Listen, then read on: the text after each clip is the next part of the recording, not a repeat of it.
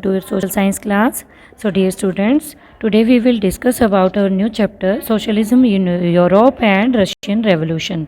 Europe में समाजवाद और रूसी क्रांति हम आज डिस्कस करेंगे इसके इंट्रोडक्शन के बारे में। तो ये लेसन है जो हमें किसकी तरफ रोशनी डाल रहा है, सोशलिज्म इन यूरोप।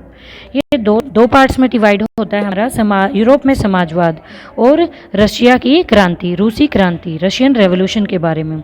तो इसमें क्या है, एक ऐसा ड्रामेटिक मोड आता है कि इसमें जो रूलिंग मोनार्की सिस्टम था, आपको पता ही था, पहले हमने चैप्टर किया था हमारा फ्रांसीसी क्रांति।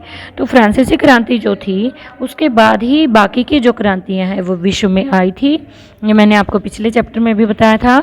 तो इसी प्रकार से जो मोनार्की सिस्टम था, तो निकोलस द्वितीय, तो इन्होंने अपनी पावर को छोड़ दिया था, यानी कि गिव अप कर दिया था। And one can see how the ideas of socialism brought about the Russian revolution. तो हम कैसे देखते हैं कि समाज में, यूरोप में जो समाजवाद का, रशिया के अंदर समाजवाद का जो विचार आया था वो किस प्रकार आया था। तो ये ऐसा तो नहीं है कि एक दिन में आ गया था, तो इसके लिए तो बहुत लंबा समय लगा था।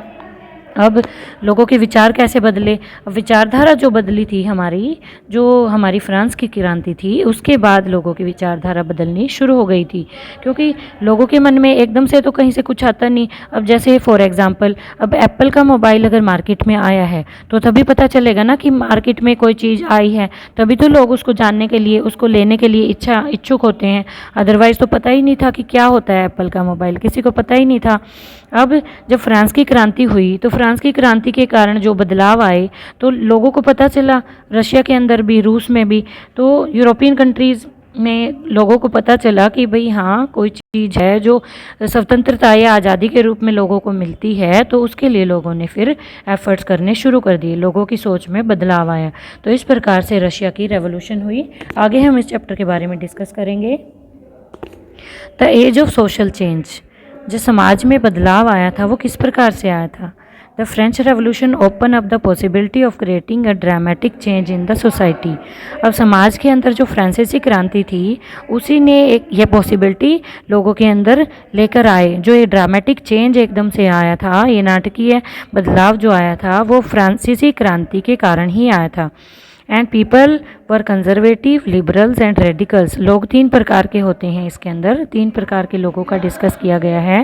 कंजर्वेटिव यानी रूढ़िवादी विचारधारा के लोग, लिबरल्स जो होते हैं वो उदारवादी विचारधारा के लोग होते हैं, और रेडिकल्स जो होते हैं वो उग्रवादी विचारधारा के लोग होते हैं।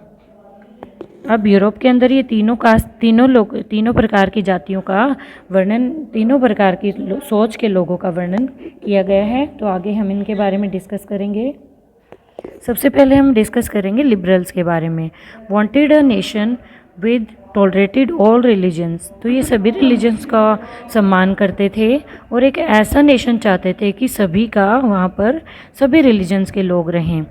और जो लिबरल्स होते हैं वो चेंज चाहते थे समाज के अंदर, बट वो एकदम से चेंज नहीं चाहते थे। वो बदलाव ज़रूर चाहते थे, लेकिन वो एकदम से बदलाव नहीं चाहते थे, धीरे धीरे बदलाव चाहते थे। They were against the uncontrolled power of the dynastic rulers. जो डायनेस्टिक रूलर्स की, जो परंपरावादी, जो एकदम से पहले राजा होता था, फिर उसके बाद उसका पुत्र होता था, फिर उसके बाद उसका पोता होता था। तो इस तरह से उनका डायनेस्टिक जो रूलर्स था, ये सिस्टम चला आ रहा था पुराने टाइम से। तो वो चाहते थे कि इस पावर को रोका जाए और हर किसी को मौका मिले कि हम किसी को भी राजा बनाया जा सके। तो इसके बाद है they wanted right for individual. वो चाहते थे कि सभी को क्या मिले, राइट मिले, सबको अपने, हर एक व्यक्ति को अपने अधिकार प्राप्त हों। अब वो आर्गू करते थे इलेक्शन के लिए, पार्लियामेंट्री गवर्नमेंट जो होती है कि भाई इलेक्शन होने चाहिए।